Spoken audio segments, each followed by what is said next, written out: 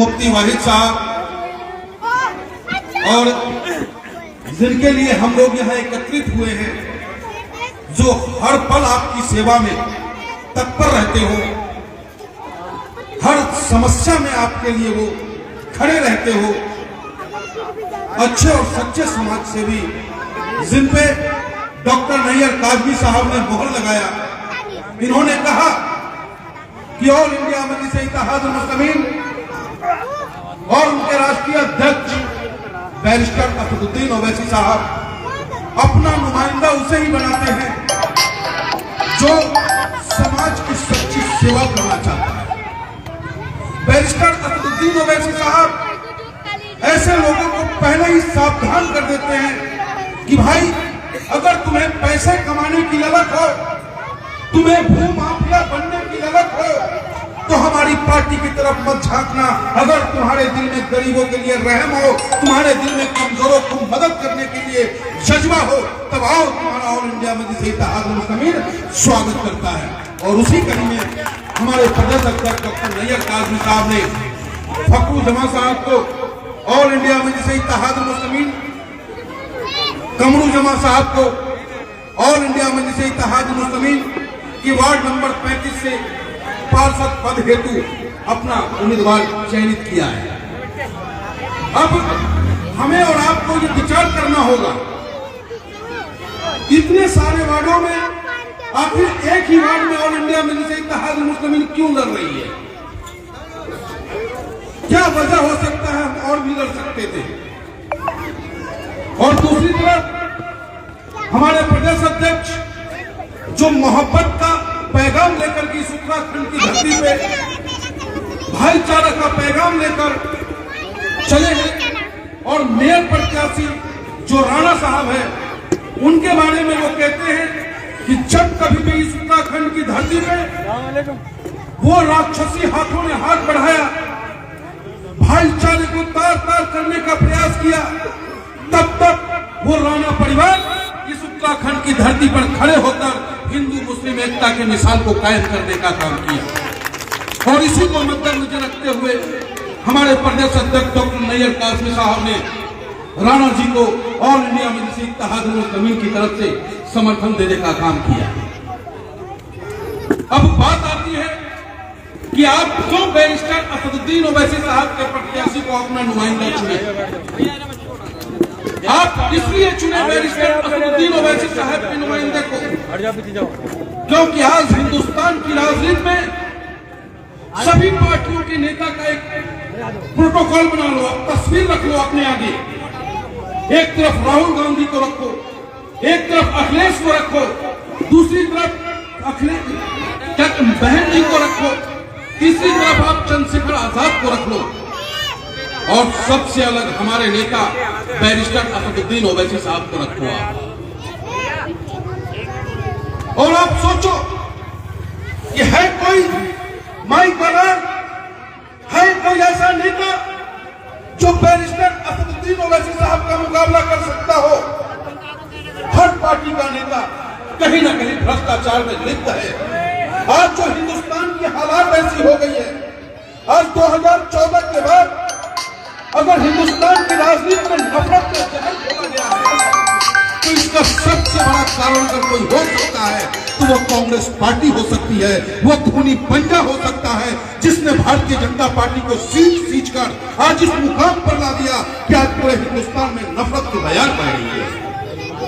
अगर ये कांग्रेस पार्टी चाहती, जब 2000 में गोधरा हुआ, ये चाहता, ये इसकी सरकार थी, सही जांच होता, आपके ऊपर तरीपार गृह मंत्री नहीं बनता, आपके ऊपर जुर्मी लोगों का शासन नहीं होता। लेकिन कांग्रेस ने हमेशा भारतीय जनता पार्टी को सींचने का काम किया, उन नफरती लोगों को ताकत देने का काम किया, और आज पूरे हिंदुस्तान में नफरत का माहौल कायम है। तो हमें और आपको सोचना है, यह हिंदुस्तान हम सबका है, न तेरा है न मेरा है, न तेरा है न मेरा है, यह हिंदुस्तान सबका है। न सोची समझी गई बात तो नुकसान सबका है, नुकसान सबका है। तो मेरे साथियों, इस देश को बचाना है और देश को बचाने के लिए सबसे पहले अपने घर को बचाना होता है। जब तक हमारा घर महफूज नहीं होगा, हमारे घर की दीवारें महफूज नहीं होंगी, तब तक हम आगे चल के अपने जिला और प्रदेश और देश को बचाने की बात नहीं कर सकते। इसीलिए आपके प्रदेश अध्यक्ष डॉक्टर नैयर काजमी साहब ने सिर्फ एक वार्ड चुना और आप पर विश्वास किया उन्होंने कि एक घर तो मजबूत करो, अपनी नुमाइंदगी पेश करो। बाबा साहब भीमराव अंबेडकर जी कहा करते थे कि उस समाज का भला कोई नहीं कर सकता जिसके पास राजनीति की चाबी ना हो। क्या कमी है आप में,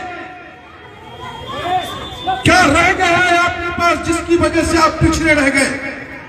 इसकी सबसे बड़ी वजह है, मैं अगर सबसे बड़ा कारण किसी को मानता हूं तो वो खूनी पंजा है, वो कांग्रेस पार्टी है जो हमेशा आपको राजनीति से दूर रखा, हमेशा आपको शिक्षा से दूर रखा, हमेशा आपको समाज के बीच चलने के लिए आपको रोकने का काम किया। लेकिन एक नेता है हिंदुस्तान में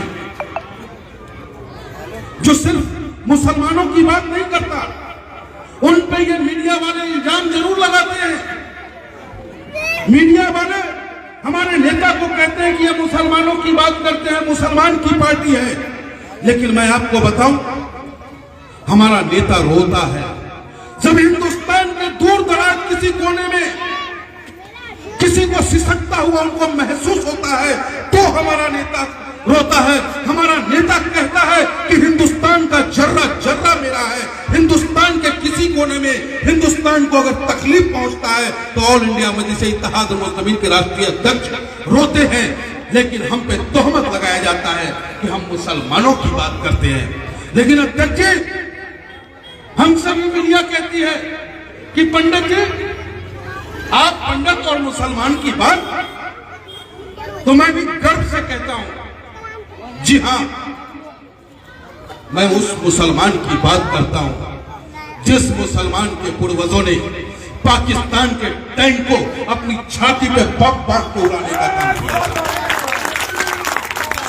हां, मैं उस मुसलमान की बात करता हूं जिस मुसलमान के दम पर आज विश्व के सबसे ताकतवर देश हम बन गए, परमाणु शक्ति संपन्न बन गए। अब्दुल कलाम साहब की बात मैं बात करता हूं मुसलमानों की जिनके सीने में हिंदुस्तान धड़कता है। मैं बात करता हूं उन मुसलमानों की कि वो पांचों वक्त इस धरती को चूमते हैं। मैं बात करता हूं उस मुसलमानों की जो एक तरफ जब देश का बंटवारा हो रहा था तो एक भाई पाकिस्तान चला जाता है, चाचा पाकिस्तान चला जाता है, लेकिन इस हिंदुस्तान में वो मुसलमान रह जाता है जिसको इस हिंदुस्तान की सरजमी से मोहब्बत है। वो मुसलमान यहाँ रह जाता है जो जिसके अंदर ये महसूस है कि हिंदुस्तान की आजादी में हमारे अपनों ने, हमारे मौलानाओं ने, हमारे इमामों ने, हमारे इमाम साहब ने फांसी के फंदे को चुमा है। ये हिंदुस्तान हमारा है, इस हिंदुस्तान को हमें सजाना है, इस हिंदुस्तान को खूबसूरत बनाना है, इस हिंदुस्तान को ताकत बनाना है। उस मुसलमान की मैं बात करता हूँ। लेकिन इन सियासतदानों ने पॉइंट नोट करना हो इस खूबसूरत गुलदस्ते को बिगाड़ने का काम किया। इन सियासतदानों ने उस ताकतवर कौम को कमजोर करने का प्रयास किया जो हिंदुस्तान को मजबूत करने का काम करता है। आज भी अध्यक्ष जी, भारत चलाओ पार्टी का जो प्रधानमंत्री बैठा है, भारत चलाओ पार्टी का प्रधानमंत्री बना बैठा है और कहता है कि देश की जीडीपी में 7%, 8% ग्रोथ करने का काम करूंगा। लेकिन बड़े अफसोस के साथ यही वो प्रधानमंत्री है जो कहा करता था कि जिस देश का नोट गिर जाता है उस देश की गरिमा गिर जाती है। और आज भी अगर 6% हमारे देश की जीडीपी है तो उसमें 4% योगदान हिंदुस्तान के मुसलमान भाइयों का है जो सऊदी, कतर, अरबिया, विदेशों से पैसा भेज करके हमारे देश की अर्थव्यवस्था को मजबूत करता है। लेकिन इन कट्टरपंथियों ने कभी भगवा के नाम पे, कभी गौ माता के नाम पे, कभी दाढ़ी और टोपी के नाम पे। और अफसोस की बात तो यह है कि जिस देश का प्रधानमंत्री ही कहने लगे कि मैं कपड़ा देख करके लोगों को पहचानने का काम करता हूं, इस देश में क्या माहौल रहेगा। और इस नफरत के माहौल में हमारा नेता, आपका नेता, जो दूर दराज में बैठ करके भी एक ही कामना करता है, एक ही दुआ करता है, और वो कहता है, या अल्लाह, हे खुदा, हिंदुस्तान के लोगों में सहालियत दे, हिंदुस्तान के लोगों में मोहब्बत दे, हिंदुस्तान के लोगों को ताकतवर बना। चाइना के लिए बार बार मेरा नेता मोदी जी को बताने का काम करता है, लेकिन इनकी 56 इंच की आंखें सिर्फ हिंदुस्तान के कमजोर लोगों को कुचलने के लिए है। इनका बुलडोजर जाति और धर्म को पहचान करके चलाने के लिए है। लेकिन हमारा नेता ऐसा नहीं है।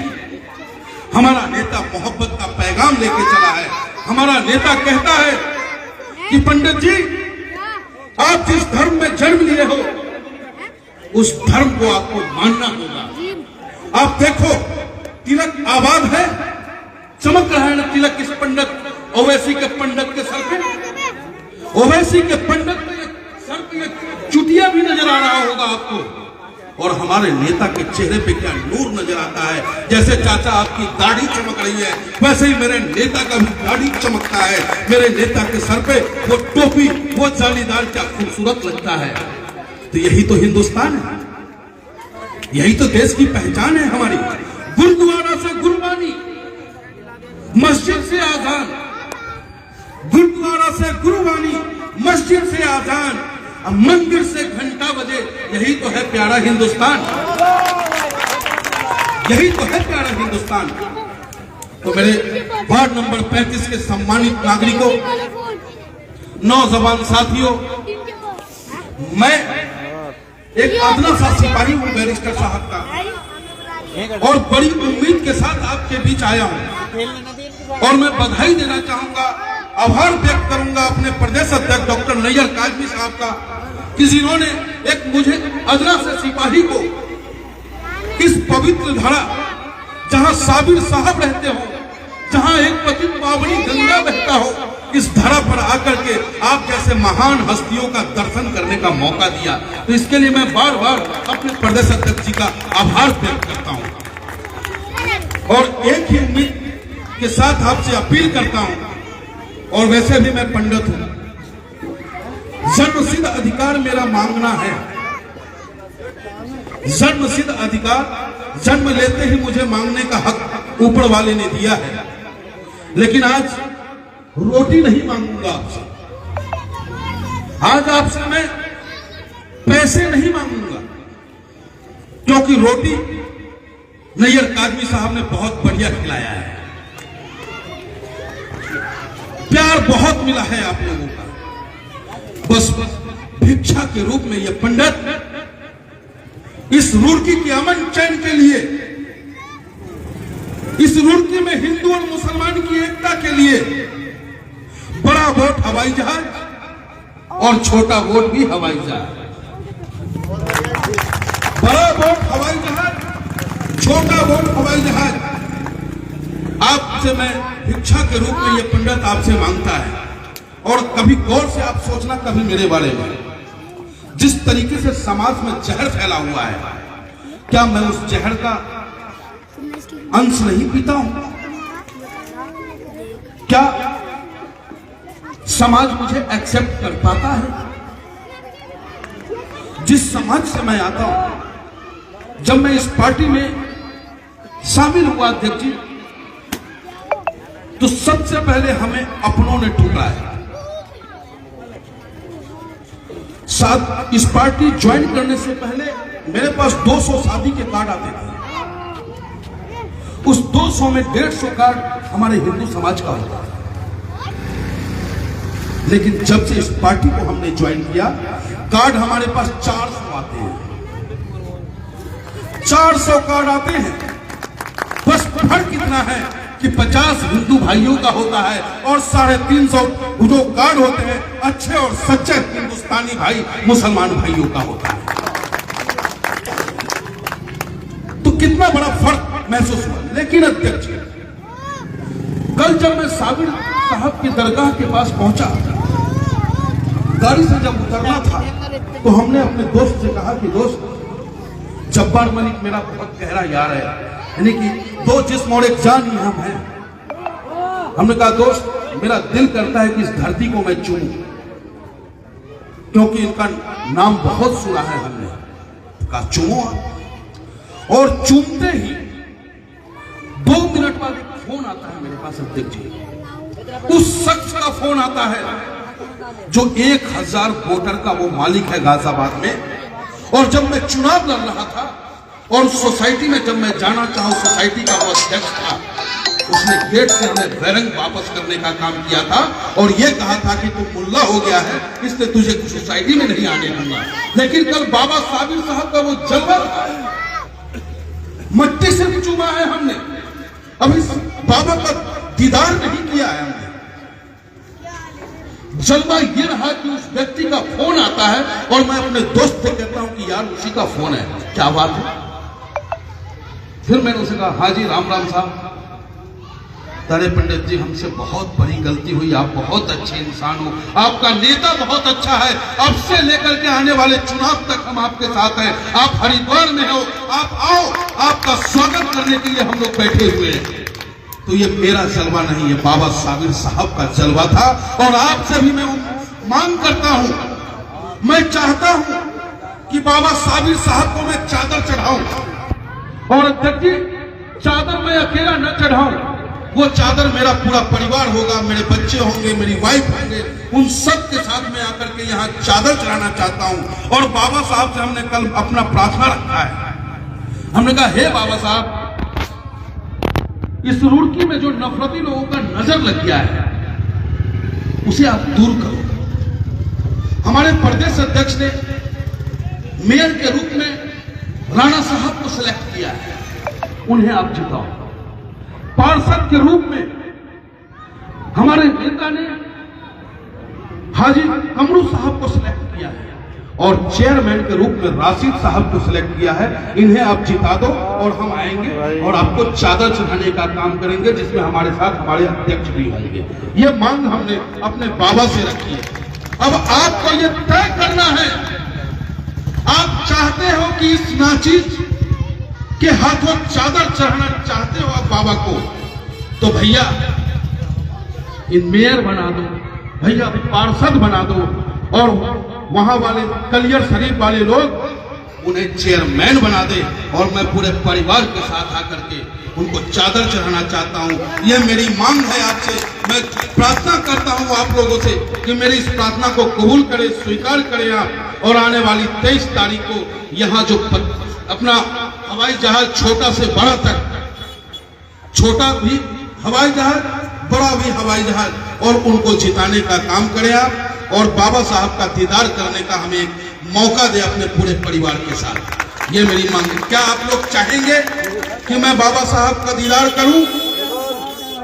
तो बाबा साहब का दीदार तभी होगा मेरा जब यहां जीत होगी और अध्यक्ष जी के साथ अपने बच्चे और परिवार के साथ जाकर के मैं वहां चादर चढ़ाना चाहूंगा। स्वीकार है आप लोगों को? उन्होंने तो जिस पर नजर डाली ना वो ही दीवाना बन गया पंडित जी। कल मेरे आंखों से आंसू आ गया जब उस व्यक्ति ने कहा कि आपका स्वागत करने के लिए हम बैठे हैं। चुनाव कब लड़े थे? 22 में लड़े थे, कभी उसका फोन नहीं, और कल आया तो दिल में आस्था जगी कि यह बाबा का जलवा है। और जब बाबा का जलवा एक बार उनका कर्म पड़ गया तो दोबारा वो जरूर बुलाएंगे हमें और इस रुड़की से नफरती को खदेड़ने का काम बाबा करेंगे। तो मैं ज्यादा समय आप लोगों से नहीं लूंगा, छोटा सा सिपाही हूं, अपने नेता को सुनूंगा और इतना जरूर कहना चाहूंगा कि हदें गमे हस्ती से गुजर क्यों नहीं जाती, हदें गमे हस्ती से गुजर क्यों नहीं जाते, जीना नहीं आता तो मर क्यों नहीं जाते। हदें जब हस्ती से गुजर क्यों नहीं जाते, जीना नहीं आता तो मर क्यों नहीं जाते, मंजिल को अगर पाना है तूफान मिलेगा, डर लगता है तो कश्ती से उतर क्यों नहीं जाते। अगर अपने बच्चों का भविष्य, अपने मुस्तकबिल को आप मजबूत करना चाहते हो तो हिंदुस्तान में एक ही ईमानदार नेता है, वो बैरिस्टर असदुद्दीन ओवैसी है। हिंदुस्तान में अगर रहमदिल नेता कोई है तो वो बैरिस्टर असदुद्दीन ओवैसी है। हिंदुस्तान में अगर कोई नेता है तो अच्छा और सच्चा, वो पांचों वक्त का नमाजी अगर कोई नेता है तो वो बैरिस्टर असदुद्दीन ओवैसी है। और बैरिस्टर असदुद्दीन ओवैसी का एक पंडित भी अपने भगवान को बड़ी इज्जत और शिद्दत से उसकी पूजा करता है। तो असली गंगा जमुना तहज़ुब, असली राम राज्य अगर आपको कहीं देखना है तो आपको दारुसलाम आना होगा। दारुसलाम में अगर आप चले गए तो इन रावण राज को भूल जाएंगे जो भगवान राम के नाम पर सत्ता तो प्राप्त कर लिया, लेकिन एक भी काम भगवान राम के जैसा इसने नहीं किया। भगवान राम ने तो गद्दी प्राप्त होने से पहले वो आदेश हुआ कि तुझे जंगल जाना है, अपने पिता के मान के सम्मान के लिए वो जंगल चले जाते हैं। लेकिन ये तो सत्ता पे जबरन कब्जा करने वाले लोग हैं, ये लोगों के चीरहरण करने वाले लोग हैं, लोगों के मजहबी उन्माद फैलाने वाले लोग हैं, लोगों को जाति और धर्म के नाम पे डराने वाले लोग हैं। और ऐसे लोग इंसान नहीं हो सकते, शैतान होते हैं। जिसको आजान से तकलीफ हो जाए, जिसको आजान जैसे मधुर आवाज से तकलीफ होने लगे,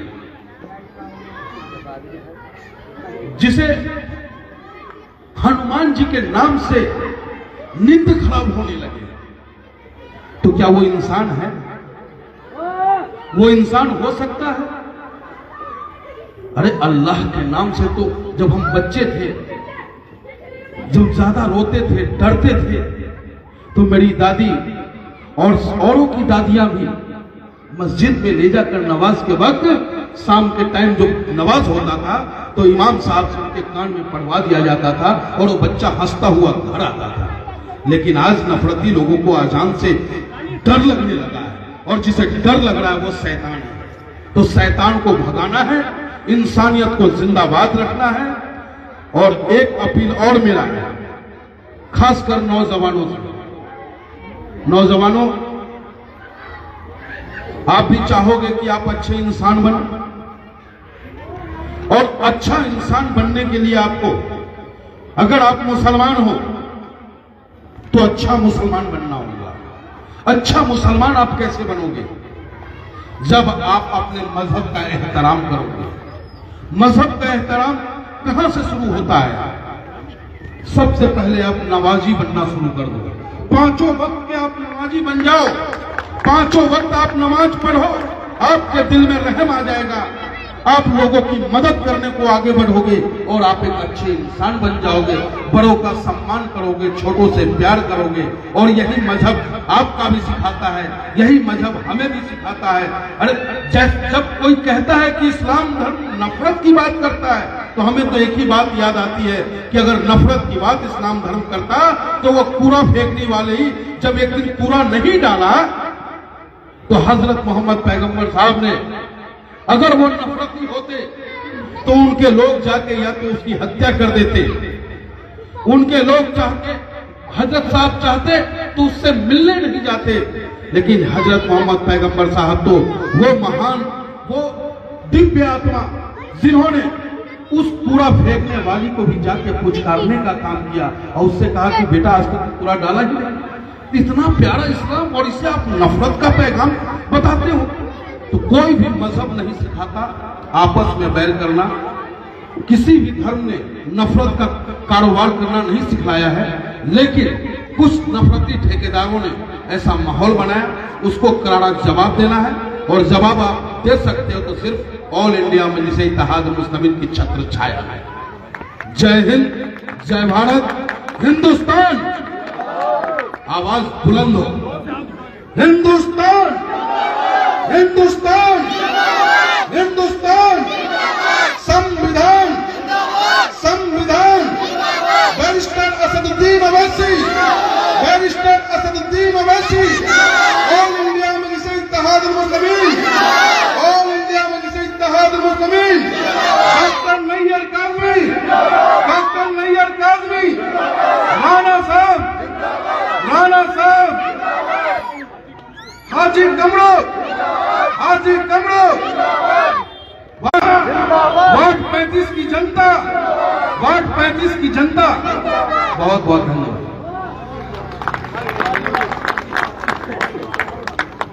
साथियों, ये थे मनमोहन झा।